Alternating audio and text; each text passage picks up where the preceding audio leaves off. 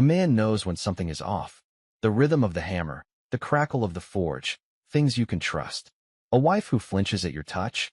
That, you can't. My name is Daniel Kincaid. I'm 52 years old, and I own Kincaid Forge, passed down through 5 generations. I don't say much, but I don't need to. My work speaks for me. The heat of the forge was steady, the way it always was. My hands moved by habit, shaping a horseshoe over the anvil, the clang of steel ringing through the workshop. Matthew was at the other end, hammering away at a piece of iron, sweat dripping down his forehead. The kid was good, eager, fast learner, but still got ahead of himself sometimes. Wrists too stiff? I said, barely looking up. Matthew grunted, adjusted his grip, and struck again. Better. The shop door swung open, letting in a blast of autumn air. Ed Miller, the rancher from up north, stomped in, thick boots caked in dust. Got those hinges ready? He asked, voice carrying over the hammering. I nodded, grabbed the finished set from the workbench, and set them down with a solid thud. Reinforced them. Should hold. Ed inspected them, gave a grunt of approval. Damn fine work, as always. He pulled out his wallet. How much? 100 even. Hell, that's a steal. He handed over the bills, then leaned against the counter, adjusting his hat.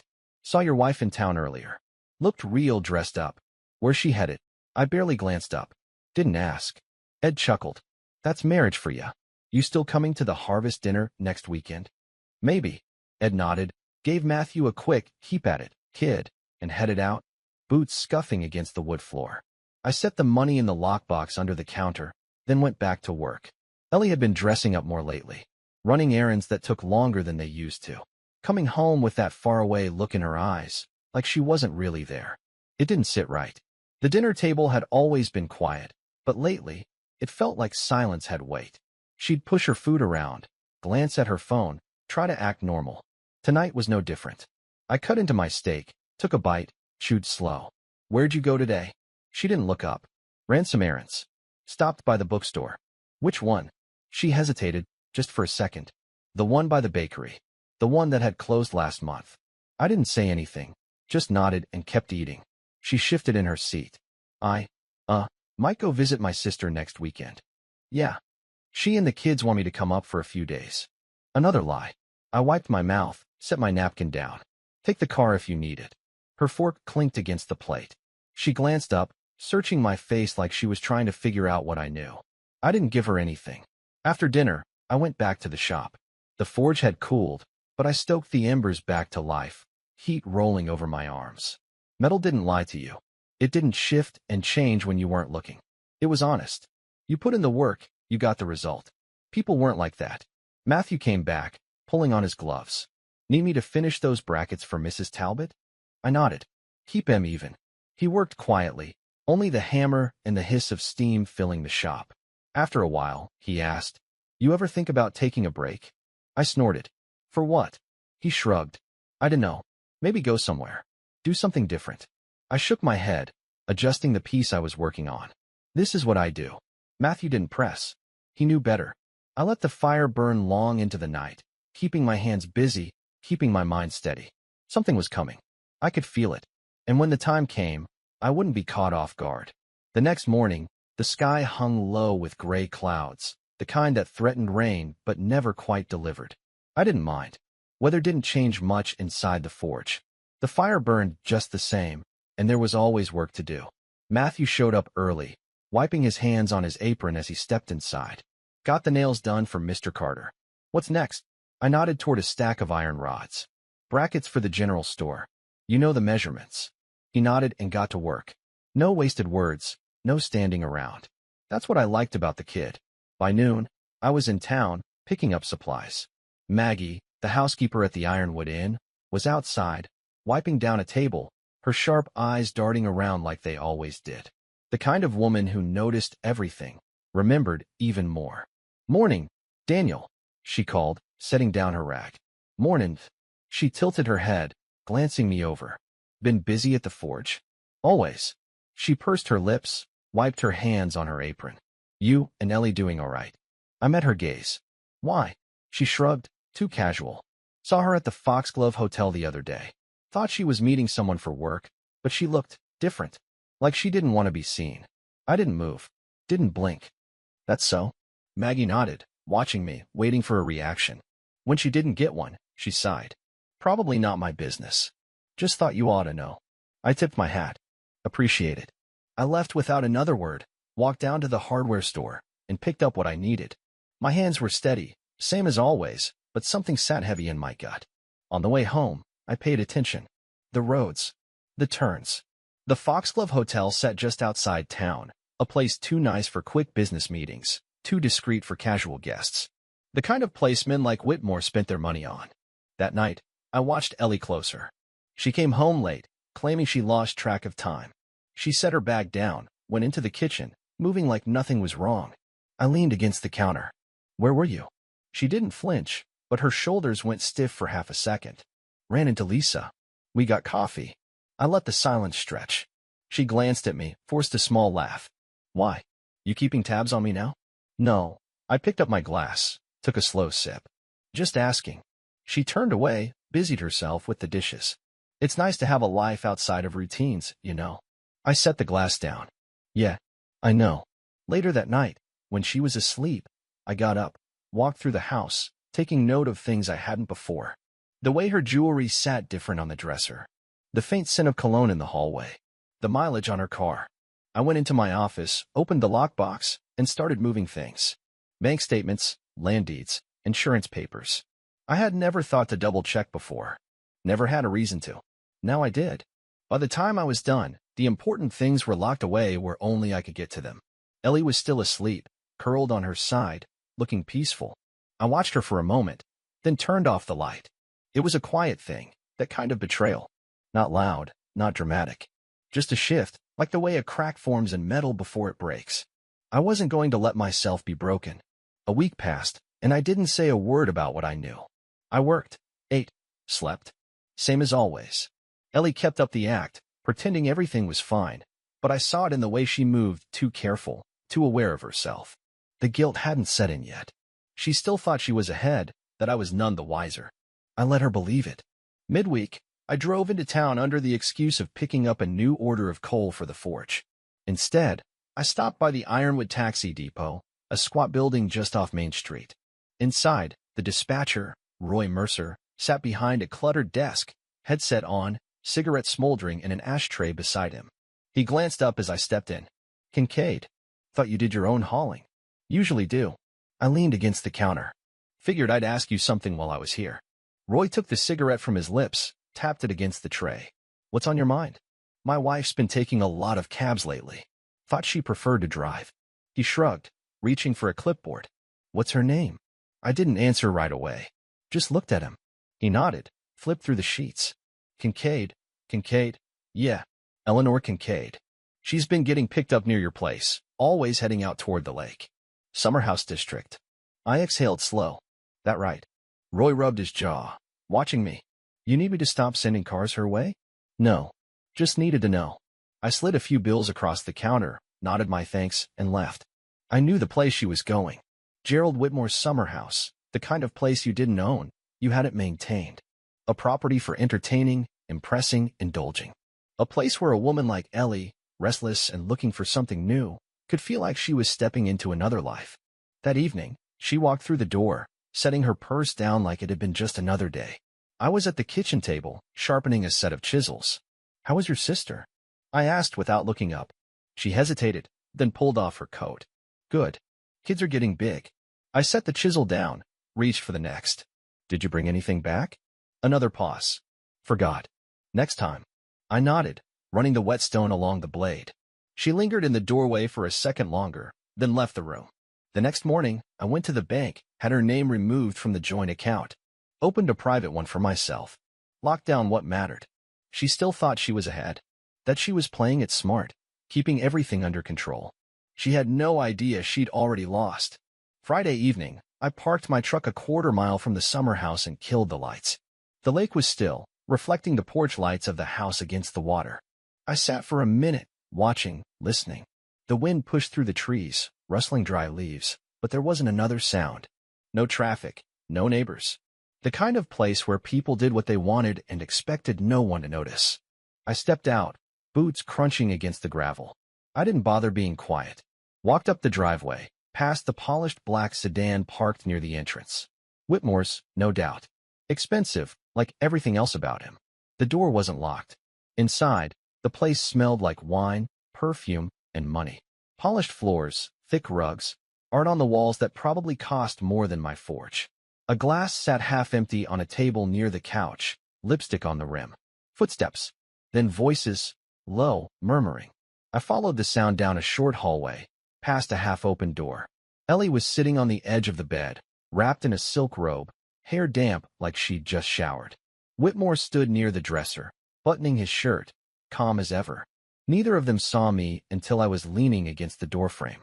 Ellie looked up first, eyes going wide, mouth opening like she was about to speak, but forgot how. Whitmore turned, slower, face barely shifting. I glanced around the room, took in the details. Her clothes folded on a chair. A fresh bottle of bourbon open on the counter. A small, red jewelry box sitting near the nightstand. Expensive, no doubt. You could have just left, I said, voice steady. Would have been easier. Ellie swallowed, hands gripping the robe tighter around herself. Daniel, don't. I met Whitmore's gaze. You paying for the whole divorce? Or just the hotel bills? He didn't blink, didn't move. The kind of man who thought money meant control, that everything could be smoothed over with the right words and the right number of zeros. Ellie stood, like she wanted to come closer. It's not. I cut her off with a look. You don't have to explain a damn thing. Just answer me this. When was the last time you planned on telling the truth? Silence. That was my answer. I reached into my coat pocket, pulled out the iron ring I'd forged the night before. Solid, rough, blackened with soot. Tossed it onto the dresser, where it landed with a dull clink. Ellie looked at it, brows pulling together in confusion. What is that? A reminder, I said. Something to keep, since you won't have my name anymore. Whitmore exhaled through his nose, the closest thing to amusement I'd seen from him. You've made your point, Kincaid.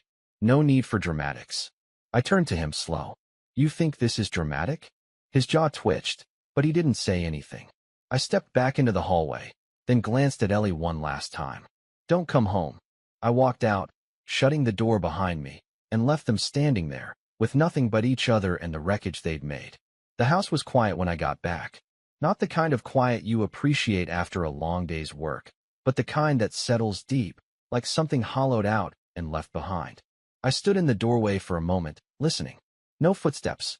No clatter of dishes from the kitchen. No faint hum of Ellie's voice on the phone, talking to someone she'd say was her sister. Just stillness. I walked to the bedroom, opened the closet. Half empty. She hadn't taken everything, just what mattered to her. A suitcase was gone, the jewelry box on the dresser missing, the scent of her perfume lingering but fading. She had been planning this, at least in some way. A slow exit, one she thought she'd be in control of. I just sped up the process. I shut the closet door, went into my office, and opened the safe. Everything was in place. The deeds, the account numbers, the papers I'd had drawn up. I pulled out the envelope I'd set aside days ago, walked back into the kitchen, and left it on the counter. Divorce papers, signed, notarized, ready to go. Nothing left to negotiate. The next morning, I showed up at the forge before the sun was up. Matthew was already there, setting up the workspace, glancing at me like he was waiting to ask something. I didn't give him the chance. We've got a big order from the ranchers coming in today, I said, pulling on my gloves. Gonna need to reinforce those gate hinges. You remember the technique? Matthew hesitated, then nodded. Yeah. Heat the center first, hammer slow. Good. Start now. He didn't ask about Ellie. Didn't ask why I was here earlier than usual, working harder than I needed to. He just nodded and got to it. That's why I liked the kid. He understood the way things worked. By midday, the heat was thick, sweat rolling down my back as I shaped steel over the anvil. Work was the one thing that didn't change. The fire burned the same. The hammer struck just as solid. Metal bent when you knew how to handle it. It didn't lie. It didn't pretend to be something it wasn't. I was finishing a set of brackets when Ed Miller walked in, dust-covered from working his cattle. He nodded at Matthew, then looked at me. Heard your wife skip town. I didn't stop working. That right. He leaned against the counter. Figured you'd have more to say about it. What's there to say? Ed rubbed his jaw, glancing at the stack of finished work beside me. Guess not much. Just, hell, man, if you need anything, You say the word. I looked up then, met his gaze. Appreciate it. He nodded, tapped the counter twice, and walked out. That was the thing about small towns. Everybody knew, but nobody pried too deep.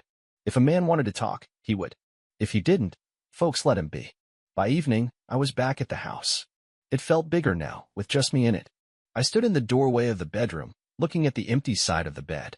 Then I turned off the light and went back to the forge. 2 weeks passed. Ellie didn't come back. I hadn't expected her to. Papers were filed. Settlement was clean. I kept the house, the forge, everything that mattered. She walked away with what she had before she met me, except now, her name carried the weight of what she'd done. Word got around like it always did. Small towns don't forget. The Ironwood Ladies Club stopped inviting her to events. The whispers at the grocery store followed her when she walked down the aisles. Whitmore didn't stick around. Men like him never do. Whatever charm he dangled in front of her had dried up the moment she wasn't someone else's wife. I kept working. Orders still came in, customers still showed up. The forge didn't slow down just because my marriage had burned out. One afternoon, while I was fixing a latch for the Holloway stables, Matthew came in with his hands in his pockets, shifting his weight like he had something to say. Something on your mind? I asked, not looking up. He hesitated, then cleared his throat. Ran into Ellie in town. I kept hammering. Yeah. She looked different. He paused, then asked how you were doing. I dunked the hot metal into the water trough, steam rising up between us. What did you tell her? That you're fine. Same as always. I nodded, wiped my hands on a rag. Good.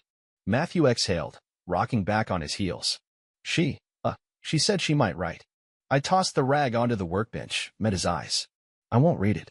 He didn't say anything else, just nodded. That was that. A few days later, I took a drive out past the summer house. It was empty, shutters closed, grass starting to creep up around the edges of the driveway. Whitmore had moved on, just like I figured. He wouldn't come back. He had no reason to. But I did. I parked, stepped out, and walked to the front door. Reached into my pocket and pulled out the spare key Ellie must have thought I'd never find. I unlocked the door, stepped inside. The place still smelled like expensive wood polish and whatever cologne he used. I walked to the bedroom, opened the closet. Empty. Checked the nightstand. Nothing but dust. Then I saw it, tucked in the corner of the room, near the base of the dresser. A small box, left behind, like she'd meant to take it but never got the chance. I picked it up, flipped it open. Inside was the iron ring I'd left on the dresser that night. I turned it over in my palm, then snapped the box shut and tossed it onto the bed. I had no use for things that weren't mine anymore. The sun was setting by the time I got back home. I stood outside the forge for a minute, watching the light hit the sign above the door, Kincaid Forge, 5 generations strong. Matthew was inside, stoking the fire, ready to start on the next day's orders. I rolled up my sleeves, walked in, and grabbed a hammer. Work wasn't just what I did. It was who I was. And that was never going to change. 5 years passed.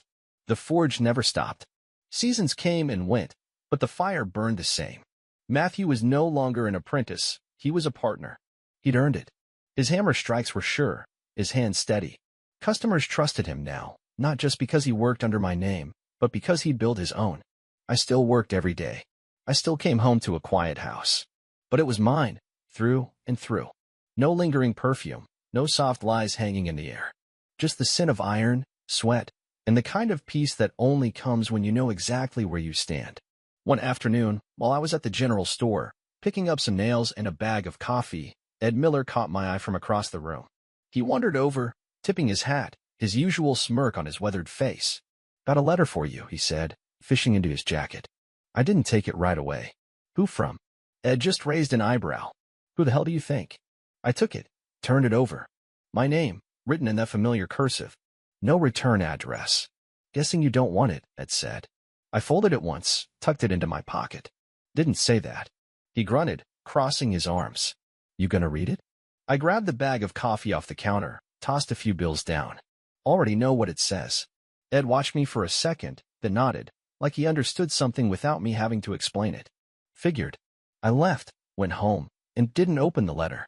That night, I sat outside the forge, watching the fire flicker through the open doors, listening to the sound of Matthew finishing up a set of custom hinges. The weight of the letter sat in my pocket, but it didn't feel like it belonged there. After a while, I pulled it out, tossed it into the forge, and watched the flames eat it whole. Some things are worth remembering. Some things aren't. Ellie had made her choice. I'd made mine. The next morning, a man stopped by the forge looking for work. Rough hands, good build, eyes that carried the kind of weight that only comes from losing something important. I knew that look. You ever worked metal before? I asked. No, he admitted. But I can learn. I studied him for a second, then nodded. Come back tomorrow. Before sunrise. Don't be late. He gave a short nod. No nonsense, no pleading. Just a man ready to work. I watched him walk off, then turned back to the fire, rolling up my sleeves. Some men spend their lives chasing things that slip through their fingers. Others build something solid, something that lasts. I knew what kind of man I was.